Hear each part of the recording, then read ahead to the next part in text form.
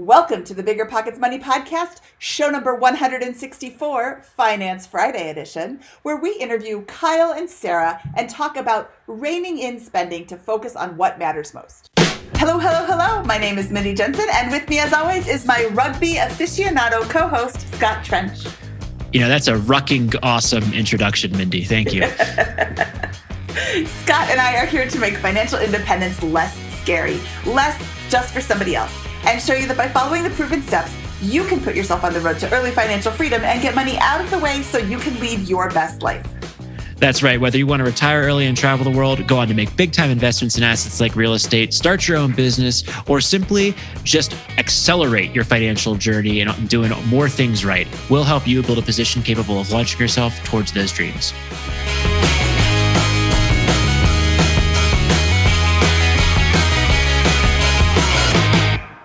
Mindy and I just had a tremendous amount of fun today because Kyle and Sarah were a pretty successful couple. They were making good income. They had some assets. But they were spending a lot. They weren't tracking their spending, and so their money was leaking through their bucket like water. It was just flowing through their hands, right, through their accounts. And 6 months ago, they discovered FI, and they're in the middle of this fire hose of information and discovering how to right their financial situation. And it's just so fun to see them doing all the right things, them all coming together, their financial position improving, and then opening their eyes to all the additional possibilities they have to continue that progress. I think they'll literally go from accumulating $1,000-$2,000 a month to accumulating $6,000-$7,000 a month, dramatically changing their tax profile, their tax, how a tax advantage their situation is. And we didn't even get to the many ways for him to grow his business and begin investing while we talked about that. So very exciting, very fun episode, and can't wait to introduce him. I could not agree more. And all the changes that they're going to make are going to become very effortless and unnoticeable. They're going to stop. She mentioned going to CVS specifically. She's going to stop going to CVS so many times and not even notice. It's just going to be something that she just stops doing. Once you start tracking your spending and seeing how much you can cut without really feeling a pinch, then it becomes a game. Then it's, well, how much can I cut? I could stop going here. I could stop spending money on this. I can cut this out completely. Just like Liz from Frugal Woods cut out absolutely everything when she first discovered financial independence. And then she said, you know what? I miss yoga. But how can I add yoga back in inexpensively? I miss bubble water. How can I add that in inexpensively? And she now has the life that she truly loves and doesn't miss all the things that she used to have. My attorney makes me say the contents of this podcast are informational in nature and are not legal or tax advice, and neither Scott nor I nor BiggerPockets is engaged in the provision of legal, tax, or any other advice. You should seek your own advice from professional advisors, including lawyers and accountants, regarding the legal, tax, and financial implications of any financial decision you contemplate. Okay, that's right. Scott? This is just for fun and entertainment, and we don't have, none of the other thing we should say should be taken as advice. Now let's go tell Kyle and Sarah what to do with their money. Huh, Mindy? Yes. Kyle and Sarah, welcome to the BiggerPockets Money Podcast. I'm so excited to talk to you two today. This is going to be a lot of fun. We are so excited to be here. So a little bit of backstory. Kyle owns an auto repair business. He and his fiancée, Sarah, have an 18-month-old daughter, but they struggle with spending. And quote from Kyle's application, he said, I didn't realize how much money we spend until I started tracking it. We averaged $10,000 a month in spending in July, August, and September of this year. And I'm going to say, you know what? You are not alone. If you don't track your spending, it's so easy to just, oh, it's only $5. It's only $10. Oh, let's go out to dinner. I don't feel like cooking. And then all of a sudden, every dollar that came in is out the window and it didn't have any place to go. So it's like water. It evaporates if you're not tracking it. Yep. So let's look at your financial picture. What is your income? What are your monthly expenses? Where are you investing? Things like that. Let's start with your income. Okay. So I personally take a $2,000 a week draw from the business and then quarterly profit distributions. the quarterly profit distributions can be really anywhere. They've been $5,000, they've been $50,000. There's really no consistency in it, where I've only really been doing professional numbers in my business for about 2 years now. Before then, it was kind of just a hobby that paid me enough to Pay the take bills. pay the bills. That's really all it's been. So I only really have 2 years of really being consistent with the numbers, to the point where I can now take a weekly draw and then do the profit distributions quarterly. You want to talk about your income? I get paid every 2 weeks. It's about $1,200 every 2 weeks. So I'm making about $2,400 every 2 weeks. We can get into this. I did just up my 401k a little bit. And so that changed, but I think we're actually going to bring it back down. So on average, it's about $2,400 a month. Great. So if we break this into, I have to, because you do yours weekly, and you do yours every other week, in terms of how you think about spending.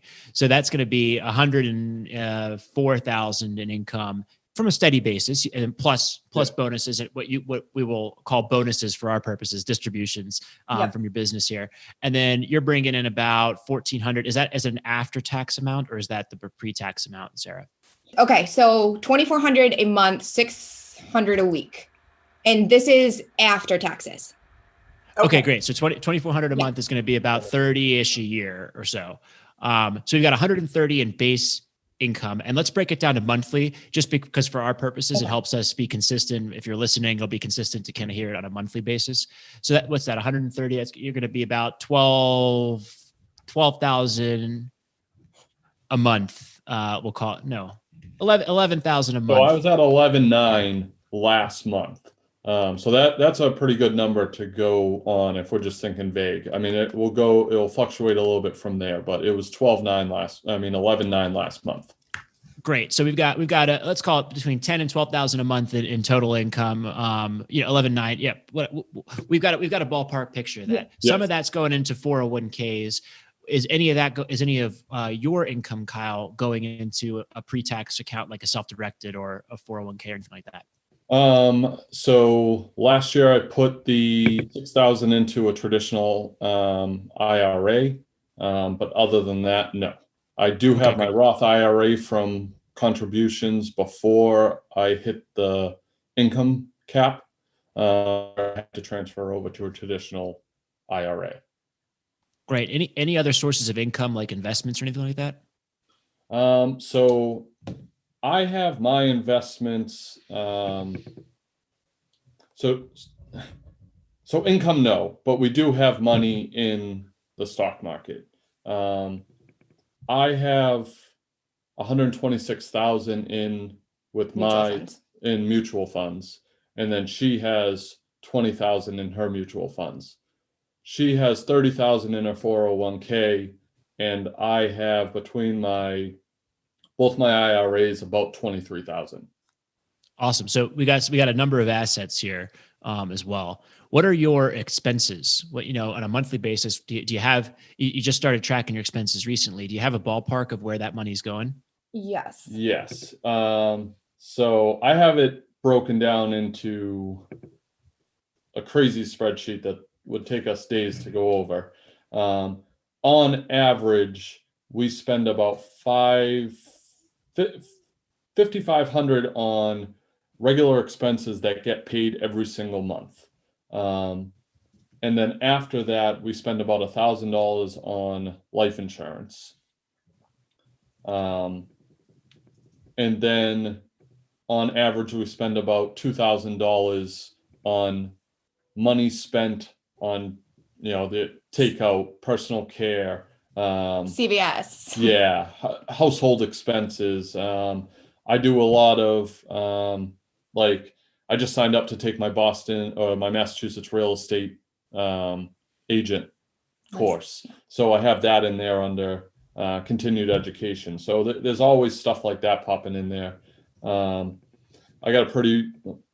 spend about $125 a month on my dog.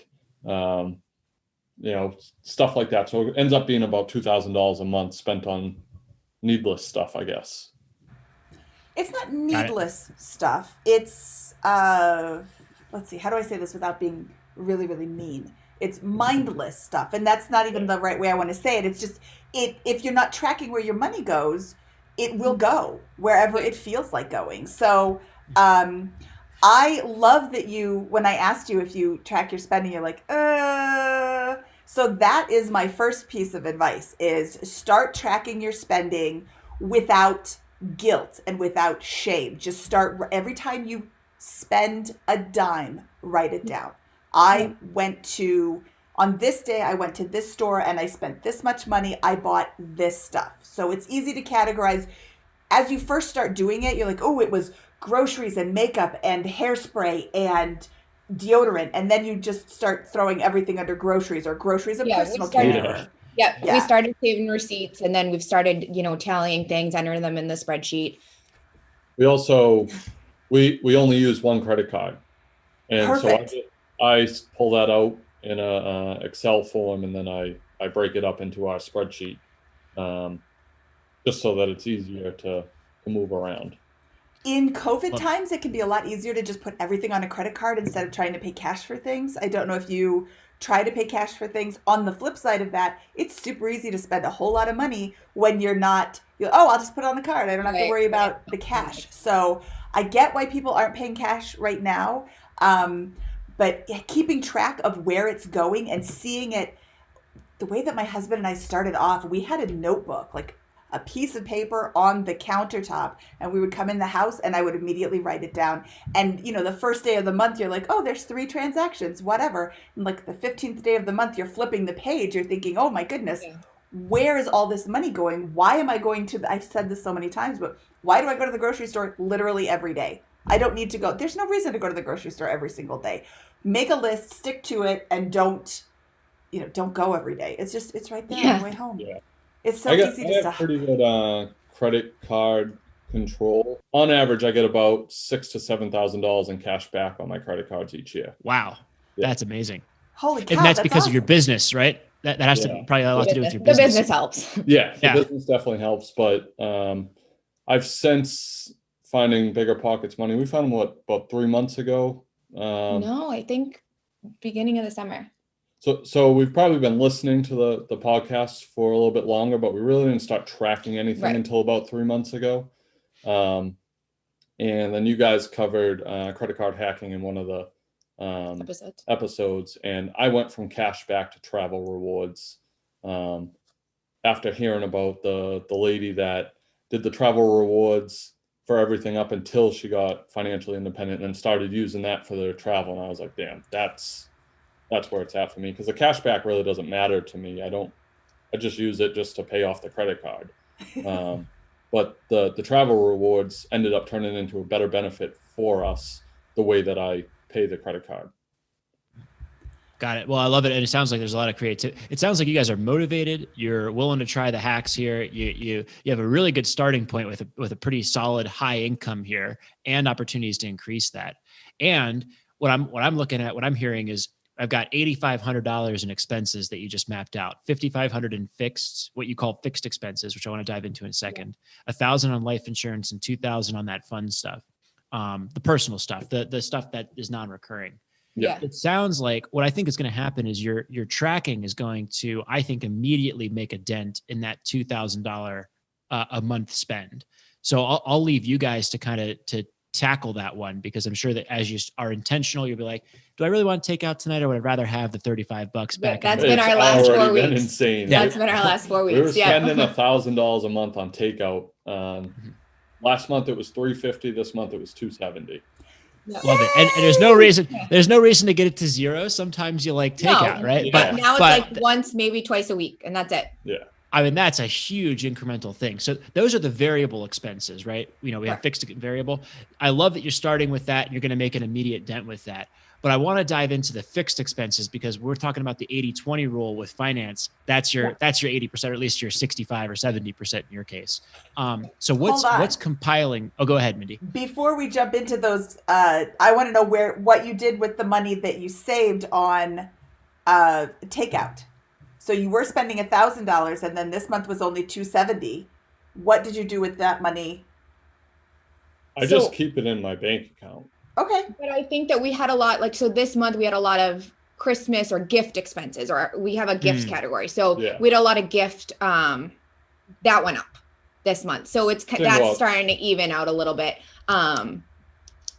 But what else? But it's not like when we save extra money, it's not like I immediately move it to a different account. I have an account with Capital One that gets 0.5% return.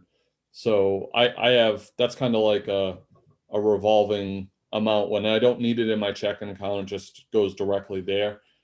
I stopped contributing to any of the mutual funds when coronavirus happened. I kind of was like, all right, let me see where this is going to go. And I stopped contributing to that at all. Then I read the book, Simple Path to Wealth. So then I've been kind of, I do keep that money with an advisor, and I've been thinking about moving that. I opened an account with Fidelity so that I had an HSA qualified health plan, but wasn't putting money into an HSA. So I now have an HSA through Fidelity that I'll fund. And we had separate health insurance, but as of the first of the year, we will be together. So then I can contribute to the HSA on her behalf as well. So we'll be able to max that out. I love everything I'm hearing right now. It sounds like you were doing just fine previous to this before you started doing We were this. kind of doing it blindly. Yeah, you were clearly been accumulating some assets. You're ahead of most people in terms of your money situation when you started this journey. Probably it sounds like 6 months ago, 7 months ago, maybe more in earnest. And now you're starting to figure it out, and the pieces are starting to come together, and you're making strides on the income front, or I don't know the income front. We'll talk about that in a second. But you're making strides on the expense front. You're making strides in the allocation of the capital that you're accumulating. And I think it's great. This is really fun here for that. Well, let's get into the fixed expenses in life insurance. Okay. What is going on there? Can you describe what's the largest of your fixed expenses? The largest would probably be, I think it goes mortgage and then it goes daycare. Okay, mortgage and then daycare. And what do you think the amounts on those are? So our mortgage right now is $1,600. We are in the process of refinancing, so that'll bring us down to about $1,350, I think. And then daycare is $1,500 a month. Okay. And then what else is going on in that? You said 5,500, so we're at about 3,100. What else is going on in there? After that, so our grocery expense is about $1,000 a month right now. And then yep. So I have auto insurance, our fuel, and my car loan all under auto expense, and that comes out to about $600 a month. Which that will be going down after talking to my accountant. He doesn't think so I have the car that I use at work is under my personal name, and he thinks I should be switching that over to the business because I use it more for business than for me, which I never really thought about it that way because I consider it my personal car, even though I don't use it really. I use it more for the business than I do for my personal. So the payment and the insurance on that will get switched over to the business as of the first of the year. That's going to be a huge advantage for you because you're going to be able to deduct a lot of the expenses associated with that. We can't, I don't think, comment on that as not being accountants on what the appropriate move is there. But if you're doing that, that will certainly save you some money in taxes, I think. Yeah. Yep. We kind of use her car as our personal car. And then that's really just, I use it 70% for work. So he thinks that it should be moved over into the business expenses. Great. And is this the sum total of what you kind of consider your fixed expenses? Oh, no. Mortgage, daycare, grocery, auto? Okay, go ahead. So then we have our health insurances. Kyle's is about $270, $300. Mine comes out of my paycheck. It's $500 a month, but that is outside of the $2,400 a month I bring home. Great. So it doesn't directly come out of our income, but it's still a fixed expense for us. And then what else? We have internet cable. That's $150. Jiu-jitsu. I go to jiu-jitsu every month, so that's $150. I did have a motorcycle loan, and I just paid that off. I think it was like 6 weeks ago. So that's no longer. Congrats. Thank you. And then, so we do $50 a month on pet insurance. Then we have $30 for Rental insurance. rental insurance. No, not home insurance. Not rental insurance. Home insurance, but the housing insurance that we had, or our house insurance only covers the outside. This covers our stuff on the inside in case something were to happen. And then Spotify and Netflix. Okay, so Great. I have a question about the insurance. You have home insurance. Do you not have homeowners insurance, or No. that's the? Because it's a duplex, it's considered a condo. So we have a master policy. I know Okay. it gets weird. So we have a master policy for the whole outside building, for the building. And then for my $30 a month is for the inside, the walls in home insurance. Okay. Got it. Regarding auto insurance, do you have this, or regarding insurance in general, do you have the same insurance coverage or insurance company for your auto, your mortgage, your house, your? Okay.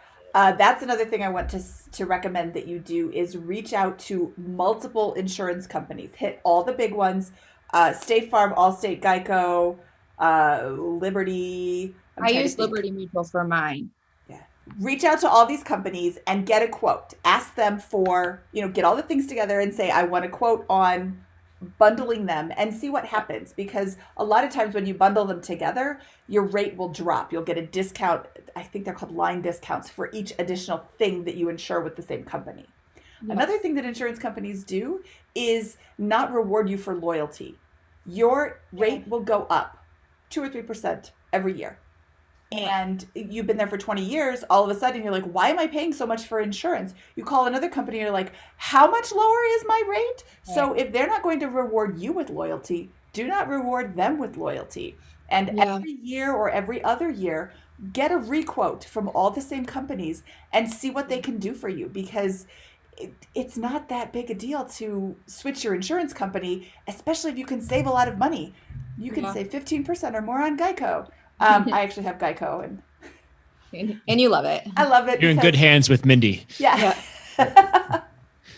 But insurance is one of those things that you don't think about. You just pay the bill every year, and whatever. I can't remember what it was last year, and then that's probably what it was last year. So just revisit it and see what's going on every year, every other year. I found it interesting too. I think you said it on the last guy that you did.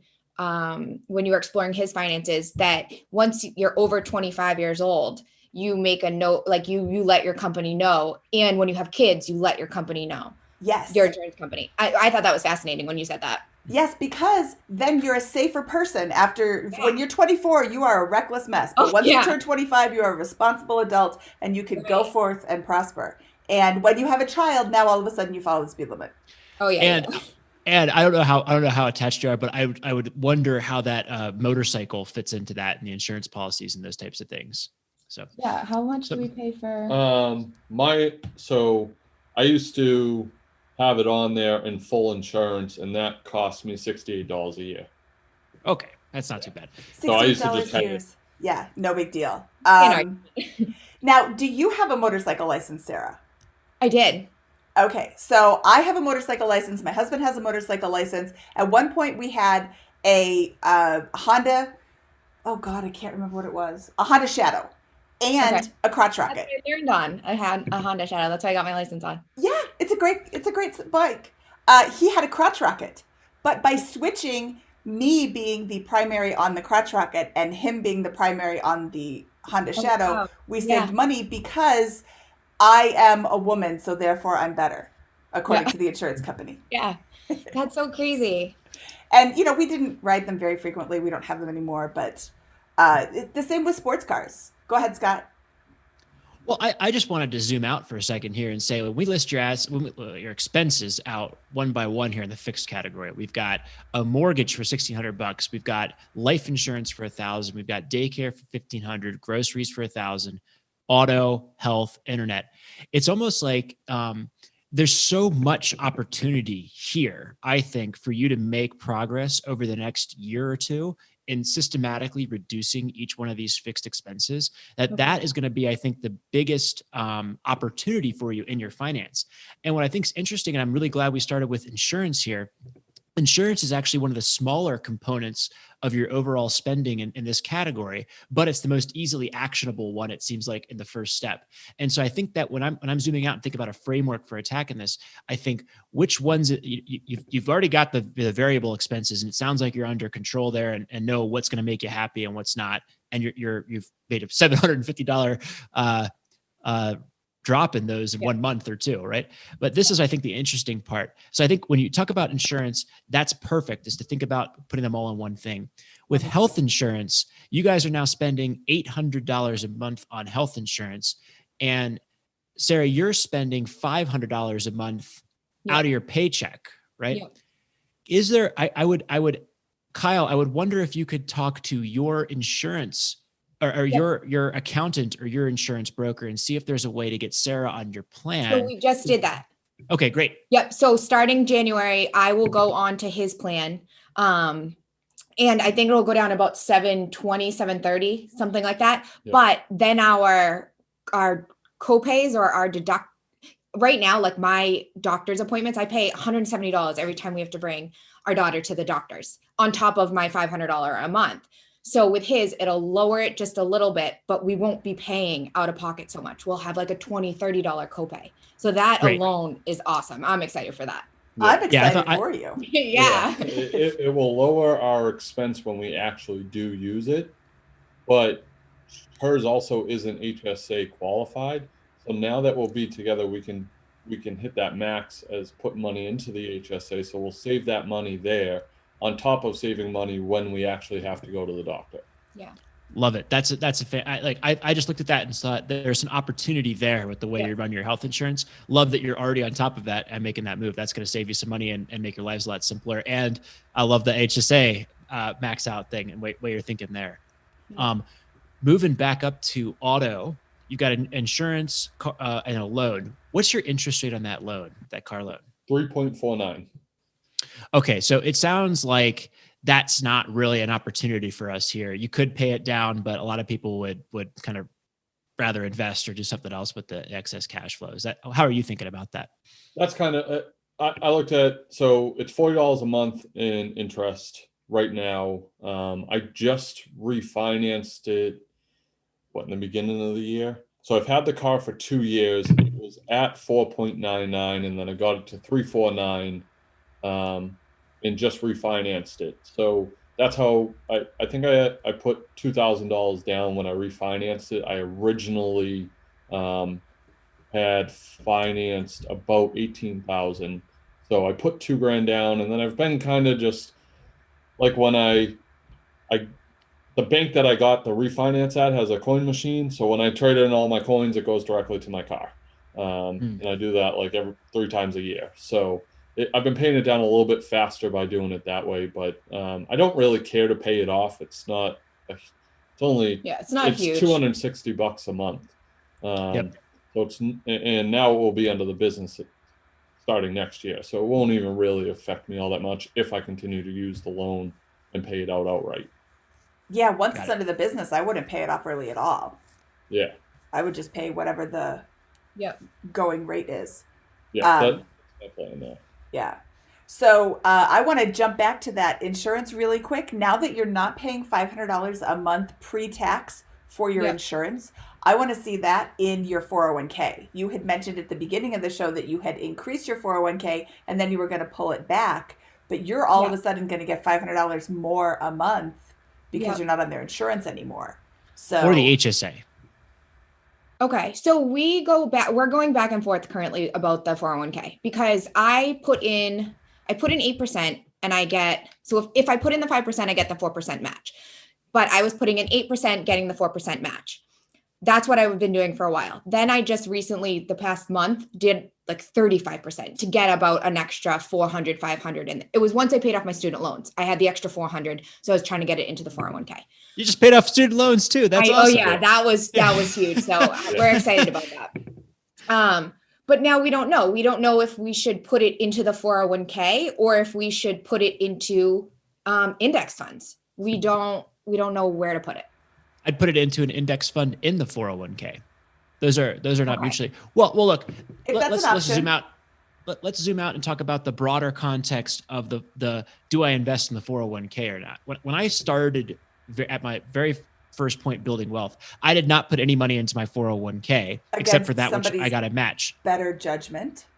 But the reason I did that is because I was saving up for a house hack. And I was like, that house hack is going to produce a way better return than the money in the 401k. I'm not making that much income right now. I think I'm going to make more later and be in a higher tax bracket. So for me at that point, it made sense in those circumstances not to invest in the 401k. A few years went by and I had a surplus of cash and did not have a lot of time to invest actively in like house hacks or more rental properties. And so now I max out my 401k every year. But in general, I think that there's an advantage to doing that in some cases. What are your thoughts? Walk us through My thought was always max out the 401k if I can. But I think lately we've been having reservations because we won't be able to touch that money until I'm 59 and a half. So that's where our reservation lies. Are we okay locking it up for till I'm 60? Or do we want to put less in there and more in the index fund so that we can touch it when we want? It's also a Roth 401k. Great. So yeah, that's what I do is a Roth 401k, but gotcha. There's a whole thing around that. Well, let's zoom out here. You guys are bringing in 11, 12,000 a month, whatever we determined after tax. Yeah. And you're spending 8,500, maybe a little bit more than that on a regular basis, but you are accumulating somewhat. Within 6 months to a year, I believe that you guys are going to be in a position where you're accumulating $5,000 or $6,000 a month after tax. So when I honestly believe that based on this discussion here, that's a very reasonable outcome for you guys as you transform your financial position here, cut these fixed costs and perhaps see some income increases or whatever, or other economies.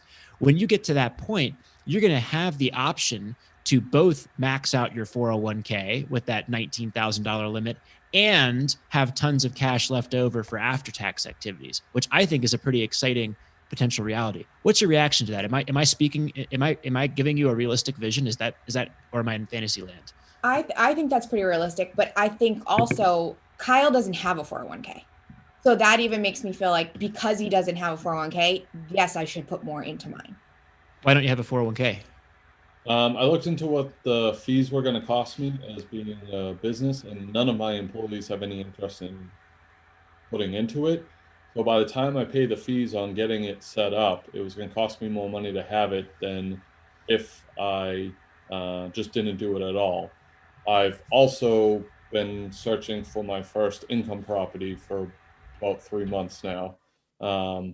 So I read a book about 401k and was like, max out your 401k. And now I'm on chapter 9 of your book. And I'm like, we shouldn't be putting anything into 401k. We should be buying income properties. Well, let's talk about this. How much liquidity do you have outside of retirement accounts? What's your cash position in general? The 126 plus the 20, about 150-ish.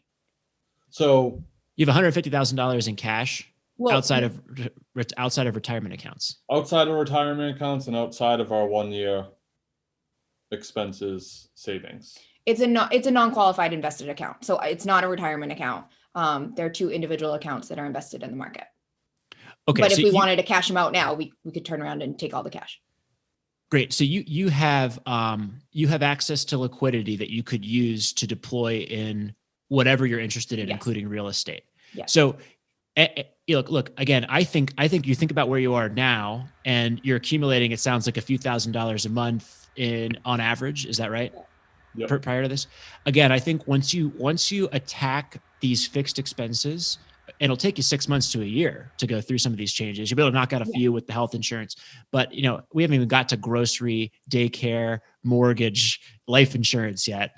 As you attack those, I think you're going to go from accumulating, I don't know, $2,000-$3,000 a month to $5,000-$6,000 a month. Yeah. And so that's not going to be a problem. Cash is going to be a problem for you in the short run, but I think in an accumulation basis, it may not be, which allows you the option again to both max out and have plenty left over to have all the fun you want in the real estate or business reinvestment world. Mindy, what do you think? I was just going to say the same thing. I really, really, really like the idea of contributing to your retirement accounts, your pre-tax retirement accounts when you're young. Kyle, you're 32, and Sarah, how old are you? 32.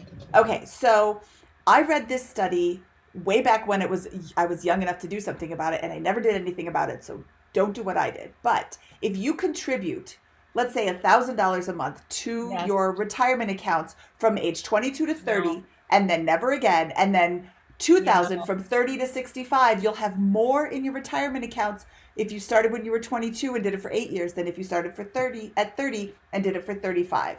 And I know somebody's listening to this and is going to correct me, and that's great. I would love you to correct me and let me know where that information is incorrect, but it's not, because I did the math, and you have a ton more thanks to the power of the eighth wonder of the world, compound interest.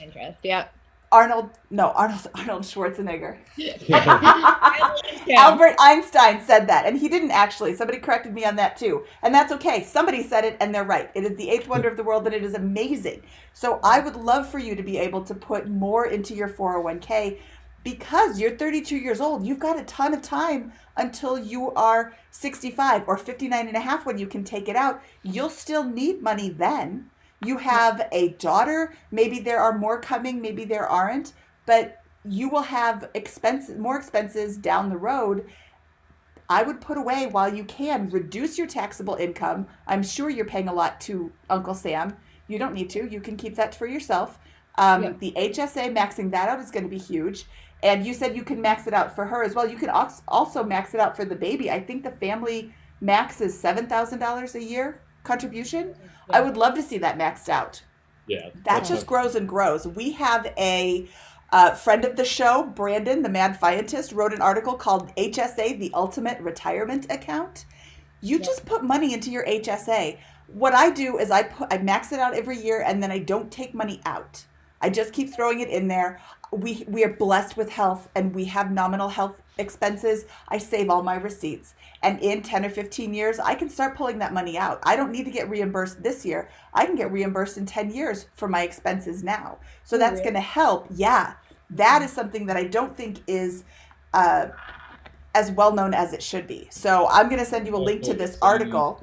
I'm going to keep a link I'm going to add a link to the show notes for this episode, which can be found at biggerpockets.com/moneyshow164.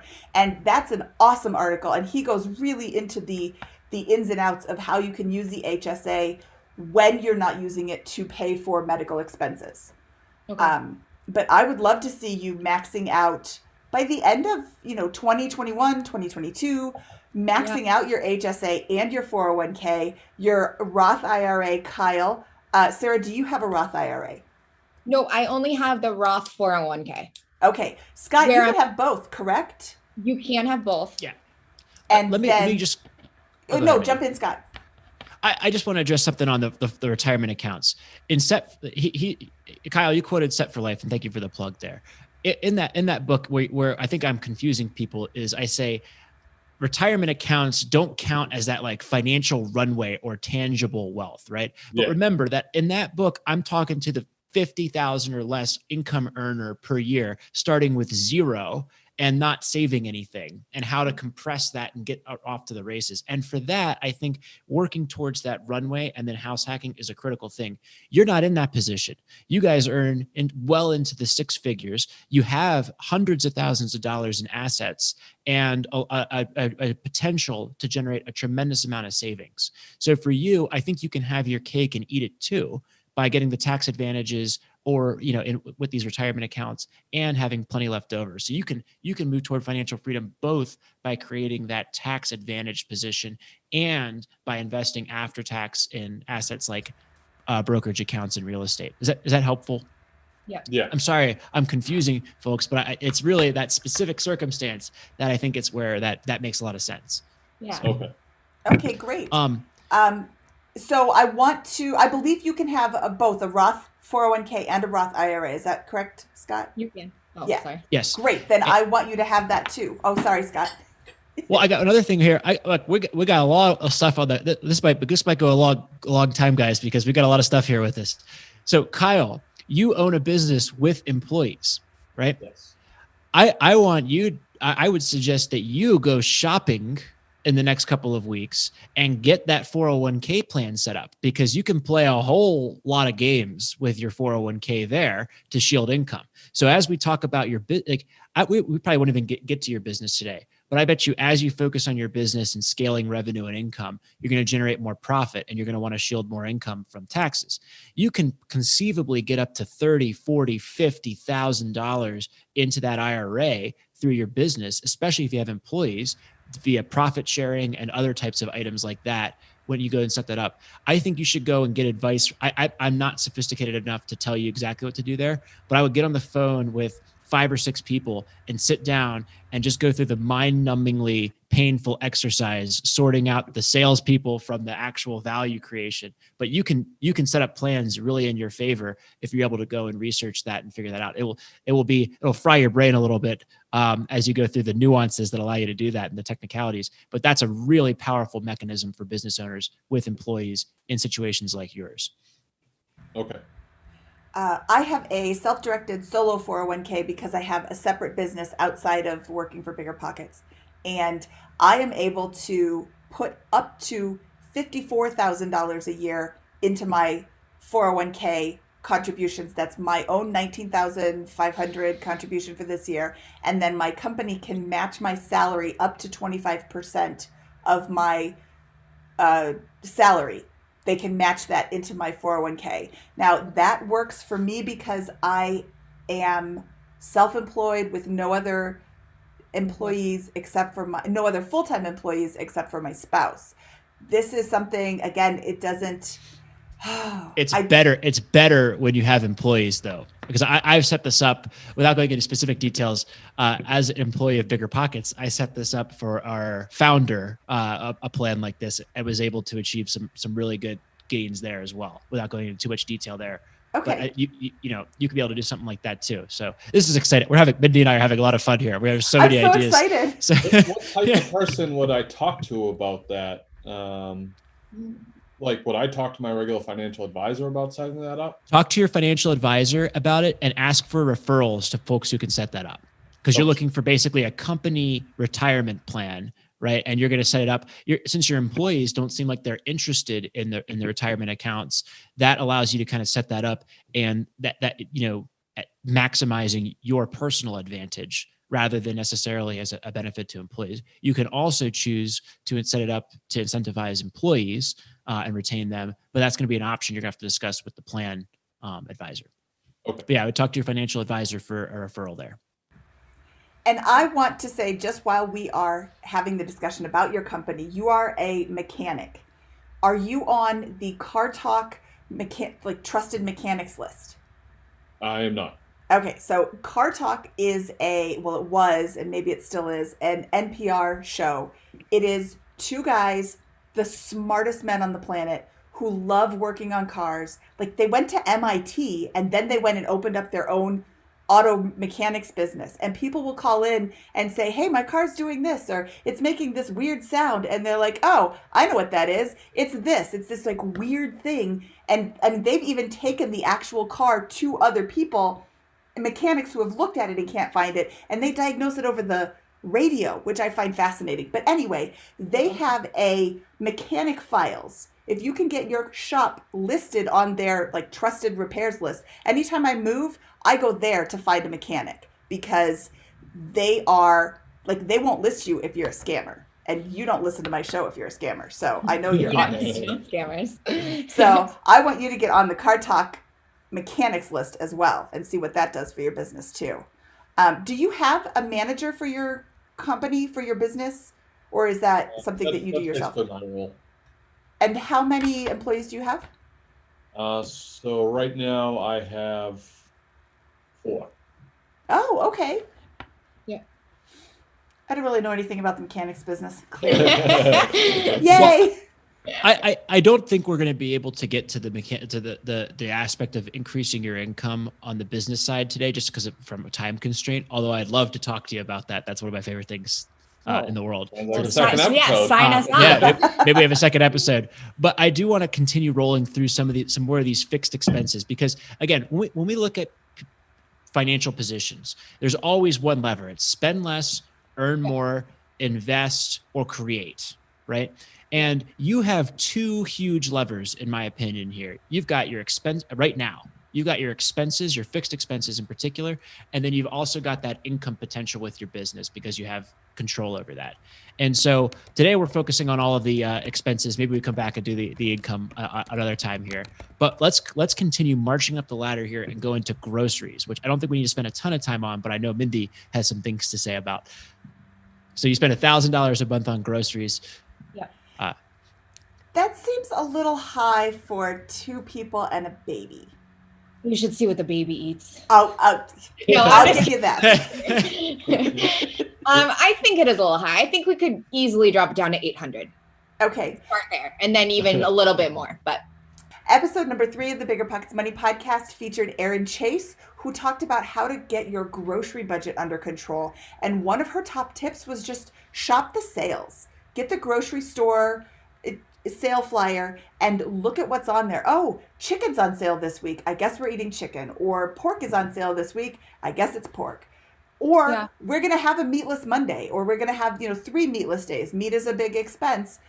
If you're, I don't know if you're vegetarian or omnivore. There's so many ways to. What'd you say? But I'm a protein-tarian. Protein-tarian. Okay. Okay. Perfect. So my friend Dan did a study. What is the least expensive source of protein? And eggs came up as his least expensive source of protein. we eat a ton of eggs. Yeah, I do too. But just shopping the sales and having a plan when you go to the grocery store. That's my huge better problem. about that. Yep. Yeah, we literally, up until maybe 3 weeks ago, would just go to the grocery store and then figure out what to make with it when we got home. And that wasn't working. So we started doing crock pot meals and then planning out my meals for the week. I'm the one that goes, I will go get takeout food, especially Chinese food, about 7 times a day. It doesn't bother me. So that's my biggest weakness. So planning out my meals for the week has helped. I'd take that grocery bill and the amount of money you've been spending on takeout and call it food and say, what can I do to that budget that's reasonable? This is not a eat rice and beans forever. You don't need to do that with your income, but it's like, do I have control over that budget, or is it spiraling? And I think you're going to do just fine. I think you got $1,000 to cut out of that overall food spending budget on a monthly basis and still be delighted with what you're eating. It is my guess, I guess. Yeah. Oh, the Saving Sherpa. What episode was he on? He spends like 8 cents a month or something on his grocery budget. I can't remember. Let me look him up because that was a really good one. He had a lot of great tips. I can't remember that one. Let's talk about daycare real quick as well while we look that up. So what's Scott, going on who with has that? no kids. Yeah, Scott, get ready. I'm here to learn about this one. So I'll let Mindy chime in with the advice. Yeah. Okay. So the Saving Sherpa was episode 75, and he really does an excellent job with his budget, his food budget specifically, and his website can help you with a lot of great tips as well. And basically, he is also shopping the sales. Back to the daycare, $1,500 is a huge bite. I totally get that, totally understand, but this is your baby. I'm assuming you shopped around and looked. I mean, finding one with an opening is difficult. We found 2 with openings for us. We went and looked at one and we liked it. We went and looked at the less expensive one and we walked out as soon as we could. Yeah. And so then we signed up for the first one. We love it. Thank God. We think it's awesome. She's doing great. She learned so much there. But they have a good academic plan, and I know everybody thinks their kid's advanced, but she really is like over the top advanced. She basically is already potty training herself. She's just lucky you. She's great. The daycare's great, but it hurts our pockets. Yeah, definitely. Yeah. And that is going to be another 3.5 years until she's in kindergarten. Yes, I think at least. So that will, and then we get nervous about adding a second kid into this mix and Yeah, 'cause it paying for only doubles daycare that for two. expense. Yeah. Does the daycare have any discounts for having an They extra have a kid? 10% discount for having two kids in there, but the infant expense is more than $1,500 a month. Yeah. And And there's we were also paying that. there's also COVID charges. Yep. Now we're getting weekly COVID charges. And it used to be we could put her into daycare for 10 hours a day. And now with COVID, it's only 8 hours a day. So that limits, or that has lessened my working hours a little bit. But yeah, it's our only option right now. Yeah. So I'm going to throw out expensive. I'm sorry? A nanny would be even, or just as expensive. Yeah. So, well, with two kids, a nanny might be better because then it's $1,500, assuming that she would charge the same for both kids. When my husband and I were having babies, I made nothing. I made absolutely nothing. And I wanted to stay home with my kids, which is not the choice that all parents make. And this is not an judgment on anybody, but it didn't make financial sense for me to continue to work because I had such little income. So I did go and stay home with my kids. When you have a second kid, would it make sense to stay home? Do you want to stay home? Is there any sort of hybrid solution you can do? Or can you stay home or, step back a little bit, Kyle, and maybe promote somebody from within to manage the shop and do some of the things that you're doing once your real estate agent business ramps up? So that actually is my plan. My goal for this year was to get somebody in my office running my office so I could take over the manager position.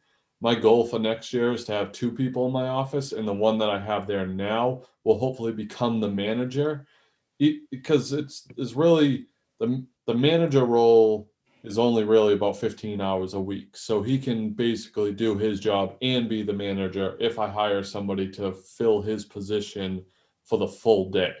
So my goal is to have him become manager, manage the operation while I'm there, and then I only really need to, I'm trying to get my work week there down to about 10 hours a week, go in on Mondays and Fridays to check numbers, and as long as everything's good, then have a team meeting and leave. So I do see extra time in my future, but it's probably going to be at least another year before that happens. Okay, so that's just something to plan for in the future. If you Yeah. can get the daycare costs down a little bit, that would be great. But again, you don't want to just go with the bottom of the barrel. You went to the discount place and you're like, how do we get out of here? Yeah. Yeah. That's in my mind, I'm like, I'm not trying to get to the point in the next 3 years where I don't have to work at all. So having this expense up front and knowing that my daughter's getting a good education, even though she's only 18 months old, you'd be surprised how smart she is. It's like the stuff they teach her there, really, like, I don't think I could teach her that stuff. So having her go to an academically run daycare makes me feel like the expense is worth it, especially where it's not driving me into poverty. And I do plan on doing real estate, so hopefully I'll have X amount of income that will hopefully pay for daycare for me in the coming future. I love it. You can't argue with a lot of this stuff. It's like, this is one of those things that sounds like it's really important to you and you're willing to spend on it. And it means a lot. And I love the attitude of, it is what it is. I'm going to finance it with passive income. That's an outstanding answer to it, is not, I can't afford it. How can I afford it? Right. Yeah. Yep. okay. Anything else you want to add on daycare? No, not on daycare. I want to move to the life insurance discussion. Because this is $1,000 a month. This is $12,000 a year. I don't have life insurance, so I don't know if that's a normal cost, but it sounds high to me. I don't want to just sit here and plug all of our episodes, but we spoke with Joe Saul Seahigh on episode 139 called Everything You Never Wanted to Know About Life Insurance, but Absolutely Need to. And I'm wondering if that is a changeable cost. Is that something that you really need? So It breaks down. It's actually $850 a month, and it breaks down. He has disability insurance, and he pays about $115 a month on disability insurance, so that if anything happens to him, he still has enough money for us to pay the bills, since he's the biggest income maker. And then his life insurance is a little bit more expensive than mine. His is $425, and mine is about $312. Okay, so that's both of you. Yes. Yeah. So and we can use our understanding of this life insurance is a cash value life insurance that we can use as retirement income if we decide to use it as retirement income rather than just saving it for when we're gone. So it is a universal permanent life insurance policy. I did listen to episode 139. When he started to talk about how you can overfund it, and then you can basically take a loan against your policy. The money stays in your policy, and we can invest the money inside of our life insurance policy into an index fund if we like. We can take a loan against it, meaning the money stays in the life insurance policy, accumulating wealth. Well, we can also loan against it tax-free. So it won't be available to us for about 10 years because of the like the ramp up in actual cash value. I don't know if you've ever heard of Garrett Gunderson. It's kind of a lot of his style of teaching, of using life insurance policies to build wealth through that. I don't really know everything about it, but it's been something I've been kind of into for a while. So who set up this policy for you? My financial advisor. Okay. He's not going to like me very much. Your financial advisor is likely not a fee-only financial advisor. Your financial advisor is likely getting a commission on this life insurance policy. Would be my guess. Is that correct? Yes. What I would do following this call is I would have a call with at 2 or 3 different fee-only financial advisors, and just tell them your situation, invest the $1,000 or however much it's going to cost you for the consultations and those fees. And I would get some second opinions on that, because this person who has got, well, they may not be a fiduciary. I don't know in your best interest for that. They are a fiduciary. Okay. But they're also getting a commission for your life insurance policy and certain things that you're going to set up. And I just think it's helpful, even if you can keep working with them, but to get that second opinion from somebody who is just a fee only, like thinking about that, because that incentive is not there. Okay. Does that make sense? Mindy, what do you think about that advice? I think that's actually really smart. One of the things that Joe had mentioned in that episode was that a lot of times the financial advisors and financial planners aren't necessarily working in your best interest when they are recommending these policies. I don't know enough about life insurance to know that this is good or bad, but I would definitely recommend finding a fee-only financial advisor. And a great place to start looking for one is on the XY Planning Network. That's xyplanningnetwork.com. That is that's a free resource to find fee-only financial advisors in your area. And that was created by Michael Kitsis and somebody whose name I'm drawing a blank on. Mm-hmm. Yeah, I gotta admit something here. I was on a call with a financial advisor recently because I was thinking about some things, and I have some new good problems with the job being a CEO here and that kind of stuff. And this guy painted a picture of a similar policy. He painted a picture of like, man, if you had just like had an active manager, we would have sold at the bottom and of that little dip. And I'm like, I'm sitting here. I did the BiggerPockets Money Show podcast. I've done 150 episodes, and I'm being sold by this guy and feeling like I didn't do it. I didn't do it, but I was tempted because he was so eloquent about it, and he has so many other high-profile clients that are very successful with that.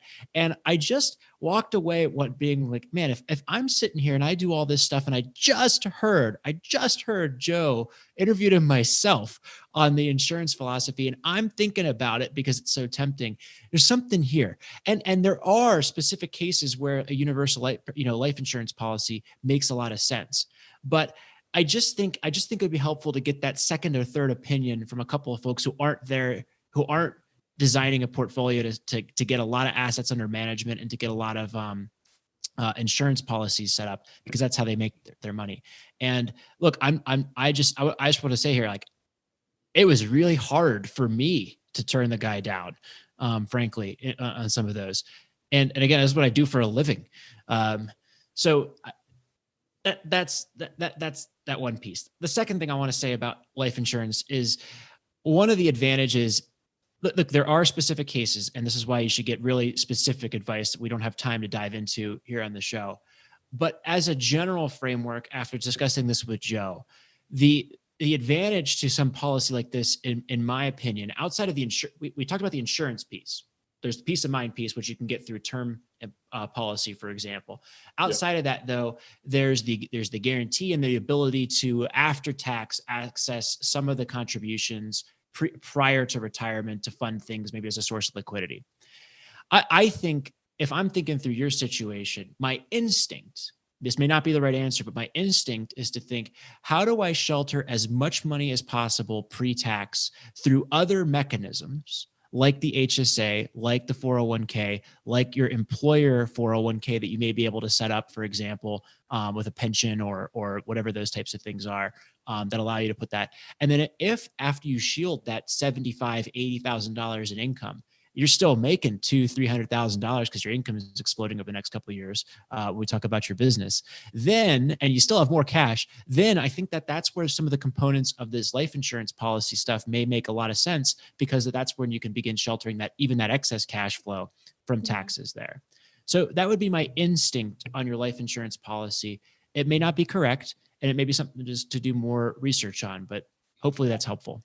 I think you're right. I think we need to do a little more research on it, because I think I set mine up almost 4 years ago. He set his up about a year or so ago, but we weren't looking for, FI when we were doing that. We were on a different path, so to speak.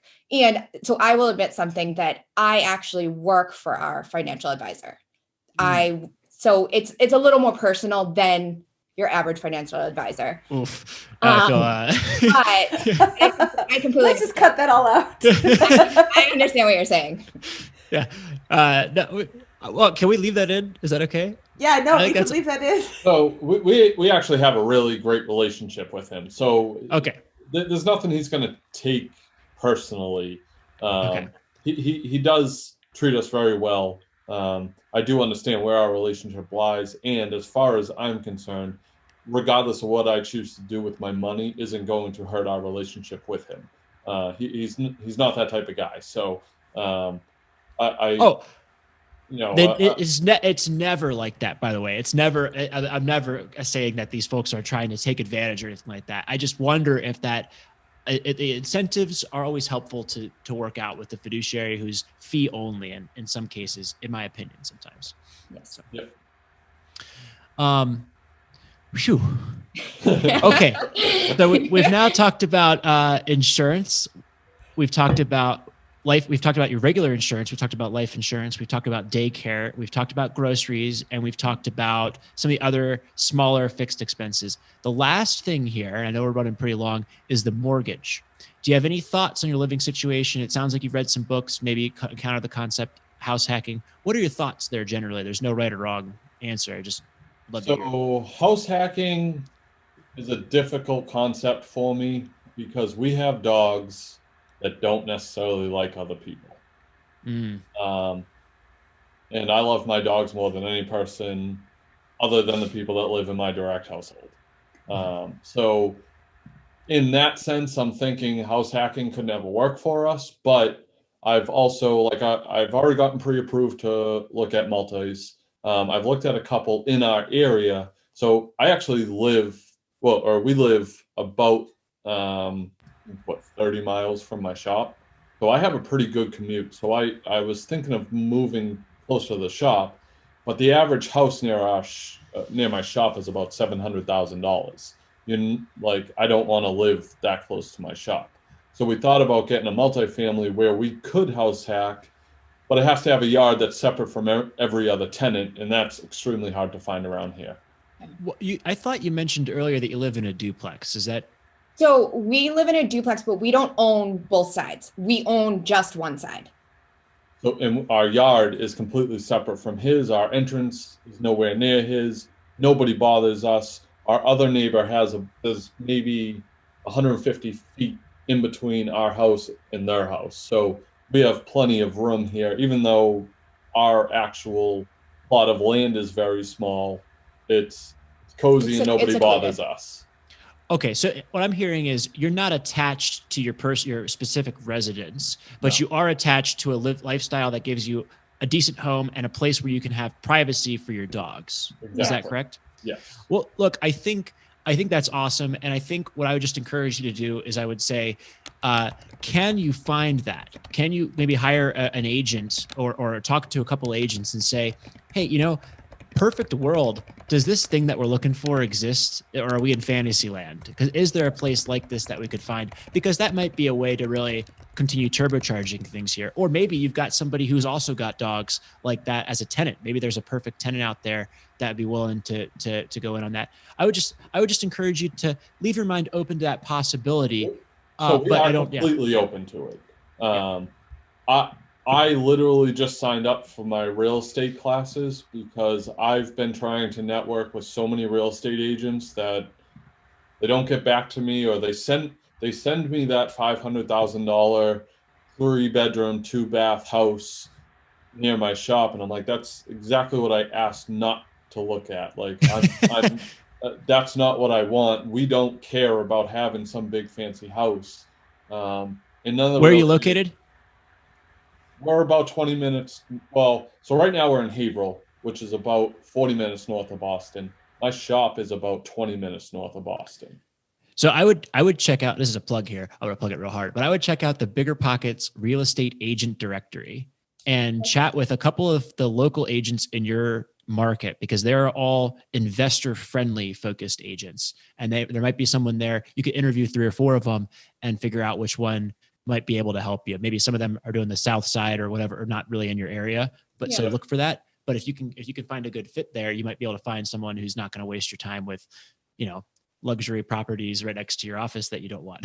Yeah. Oh God, yeah. That's an excellent idea. Yeah, I've had those agents, and I'm an agent now, and that's exactly why I got my license, because I didn't want to call them to set up a showing and then wait for them to get back to me a day later, and then, we can't see it for 2 more days. And then by the time we get there, they're like, it's under contract. Yeah. No, I want what I want, and I want it now, and I want to see it because the market goes like this. So let's get going.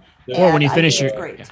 When you finish your license, you not far from us that I attempted to purchase, and literally in the amount of time that it set up to get me into the showing, it took 2 days. It was sold. Yeah. So like at that point, I was like, I wanted to go that day when I saw it, and I literally saw it on Zillow.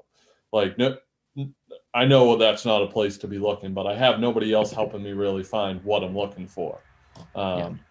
So I found it on there, went to look at it. They were asking. So here's the other thing: is rental properties in our area are over the top. This was a 3-family. They were asking $600. It sold for $700.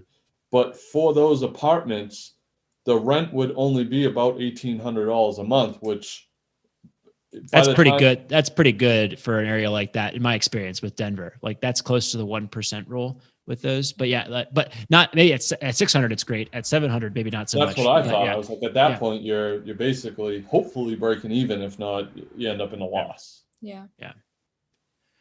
Well, fair enough. So look, I love it. We just systematically walked through your variable and fixed expenses. You've done a great job of already beginning to track your spending and getting some control over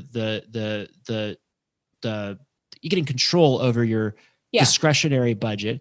And I think that we spent our time perfectly focused on the non-discretionary, the fixed side of things, and had a really good discussion through each line item, some of which are not going to be touched, and some of which I think you guys have a chance to explore, research, and really cut back on over the years to expand that saving rate.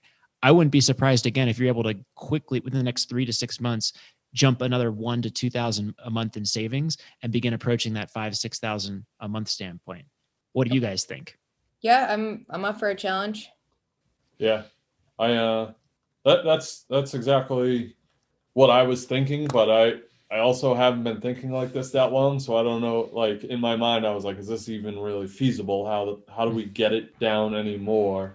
And what do we do with it once we do get it down? Where do we put that money? That's kind of what I was curious about. Like I didn't know whether to put that into retirement accounts or if it was worthy to put it into index funds or try to get into real estate. Yeah, well, look, I think that's a whole nother discussion, and we're now look. Why don't we do this? Why don't we have you guys back on in a few weeks, and let's talk about just that. Let's talk about your expanding your income on your business and the asset allocation that we would want, from this, because you're likely about to have this problem of too much money, which is a great problem, right? Rich Dad Poor Dad calls it the problem of having not enough money or too much money. You're going to have all this cash, you don't know what to do with it. What a great problem. We talk about retirement accounts, but it's not that simple. Let's build a financial fortress with a significant amount of liquidity that keeps you guys really able to sleep at night, some solid retirement accounts that are tax advantaged, and then go to town on your business, after-tax businesses like real estate and your personal business. That's a wonderful, fun set of challenges, I think. Yes. Love it. I think that's going to be a fabulous show, and that could be like a regular Monday show, Scott. That doesn't even have to be a finance review. That could be a regular Monday show where we dive deep into all the things that you could be doing, because I do see very easy Sarah can max out her 401k. I see very easy Kyle can max out the HSA. I see very easy Kyle can set up a 401k plan and max or come close the first year and absolutely max it out the second year, while Sarah's maxing out hers and the HSA, and even doing some after tax investments, the Roth IRAs. I mean, I would love to see Sarah's Roth, Kyle's Roth IRAs maxed out, Sarah's 401k maxed out, Kyle starting a 401k and maxing that out. Can you max out your 401k and your IRA at the same time? Not the Roth, the regular. I'm not sure. We're getting really technical with some of those things. I think we should probably know the answer to that. I don't know the answer to that. Yeah. So we'll look that up as you can. Yeah. Okay. Yeah, we will post that in the Facebook group. I want to double check with the tax advisor, because I feel like you should be able to, but it also feels like maybe you can't. So the only thing we run into right now is with his income, he cannot contribute to a Roth. With my income, I can. He makes too much to contribute to the Roth. So what he is doing is he's doing a tax deferred traditional IRA, which is we're going to have a lot of fun here, because that means that you're not taking enough distributions out of your business and piling up cash inside your business as well. From what I understand, is that right? Yes. Probably. Because you just listed, you said you're taking 2,000 a week out of the business, and sometimes a few thousand in distributions. But if you got income that's above the Roth limits, something's going really right for you, which is really exciting. So, sorry, just diving in there with that. I hired a business coach about 2 years ago, and his first thing was like, you need at least 3 months of expenses put away. So I keep that there, and I kind of skate through that. I finance myself for a lot of like if we need new equipment, I'll basically finance it from my savings, so I don't have to pay any interest on financing stuff. So your coach is really wise with that, but it just means that next year you're going to be able to pull out a lot more income than even you just discussed from your business, and with that. So, anyways, I'm getting excited. I'm getting antsy. Okay. I felt like we were going to come on the show and get a ration of how we're doing everything wrong. I was like, no, you're doing everything right, and all the pieces are coming together. It's just you focus on progress, not perfection, and be happy with it, because you guys are in such a strong position with this. You have all the good problems in the world and so much opportunity here. Yeah. Awesome. Yeah.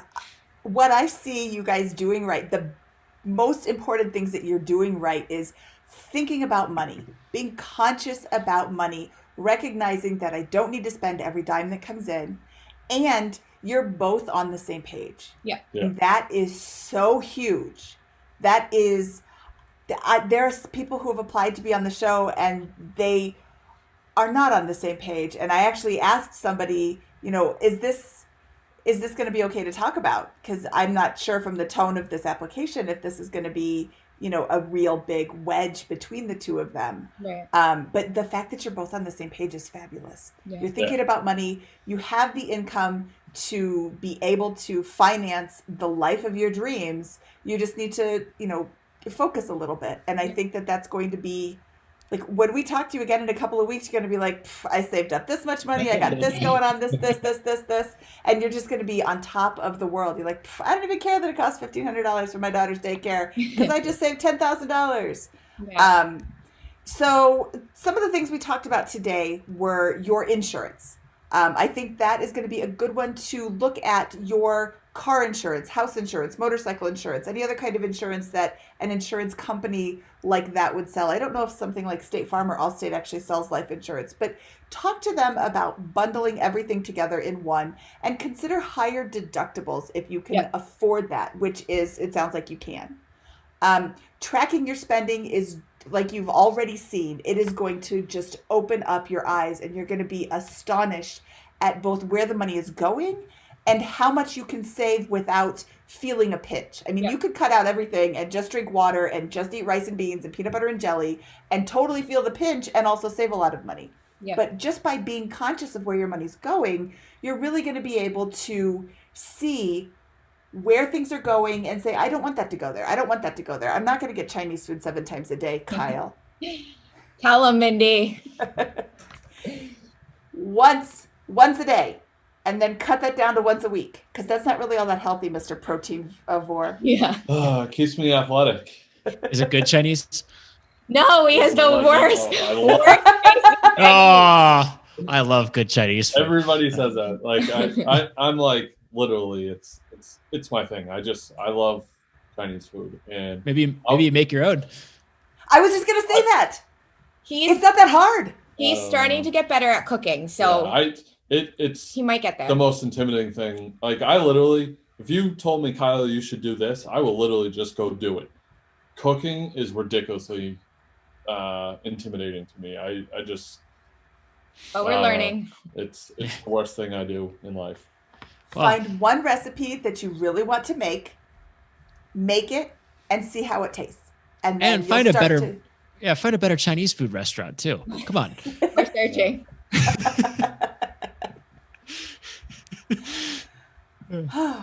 Scott, do you want to handle these two?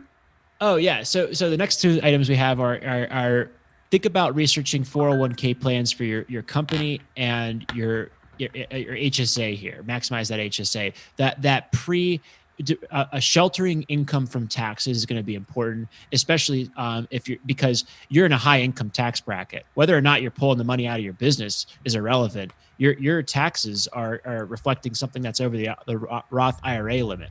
You have a great problem there. You need to get under that Roth IRA limit by sheltering some income from taxes and those types of things, and begin thinking about that. And so I think that the financial planning is going to be a big one, and you're going to have. I think you're going to have 25 to 50 hours of homework in there. Frankly, I think that's going to be to get that really right. I think you're going to have to really dive in there. You're going to stumble and take a couple steps. You're going to find the right referral and connection. But I think that's really important for you as a business owner to think through all of that kind of stuff.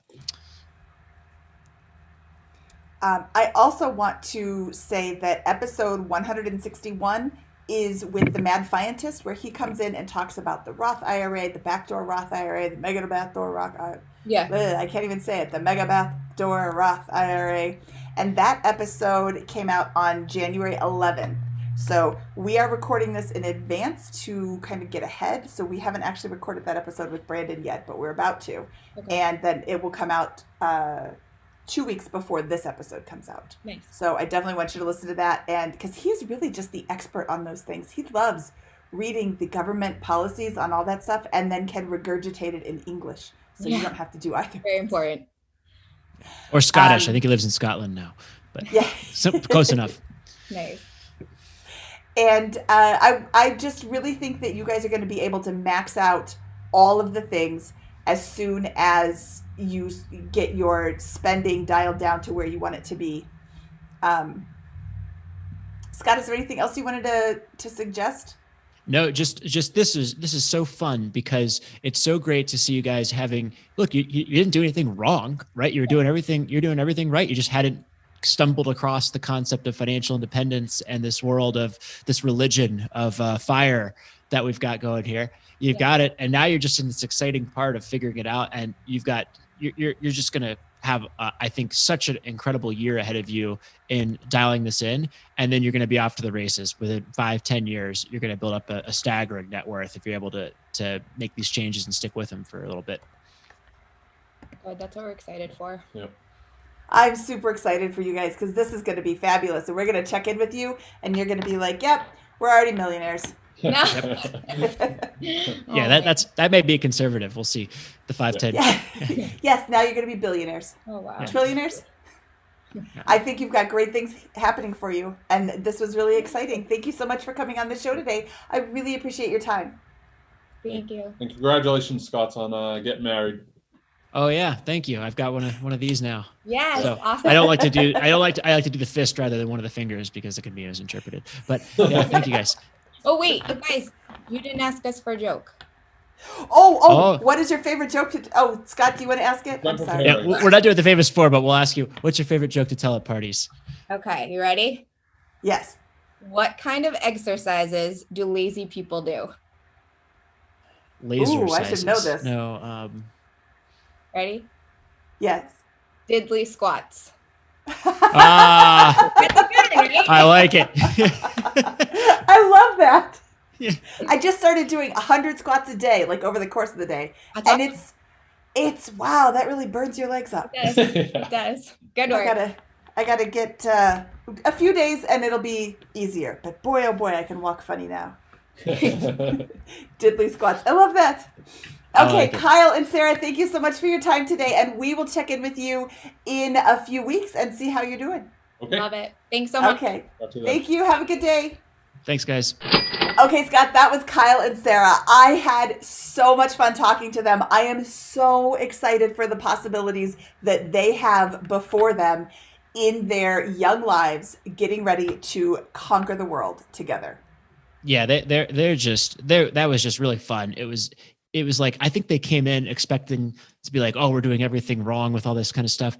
No, they're doing everything right. They're in the process. The messiness and the transition, once you go from not really being super intentional about everything you're doing with money to having a reason for every dollar, that's a 6-month, year-long, maybe even 2-year process. And they're right at the beginning of it. It's so exciting, so fun to see, so encouraging. That's, do not, if you're in that position, do not feel bad for a second. Just be excited about all of the amazing progress that you can begin making in that, and how many people are going to get a chance to learn from what they're doing in a really constructive way today.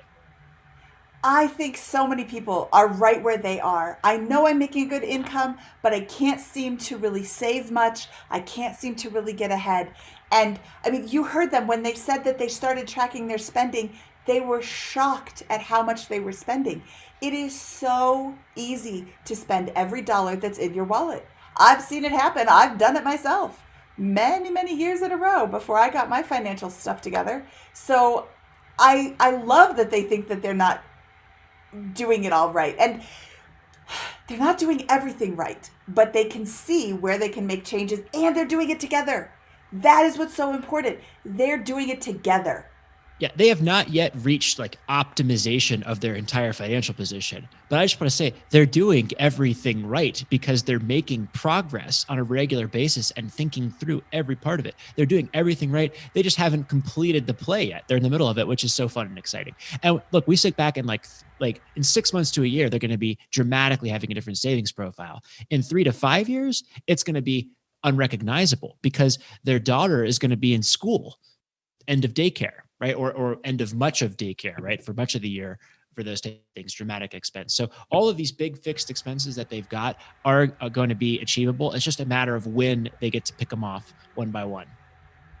Yeah, I am super excited for their progress. I can't wait to have them on again in a couple of weeks or a couple of months, and again in a year. I want to see what's happened in a year. So we will definitely have them on again for an update down the road.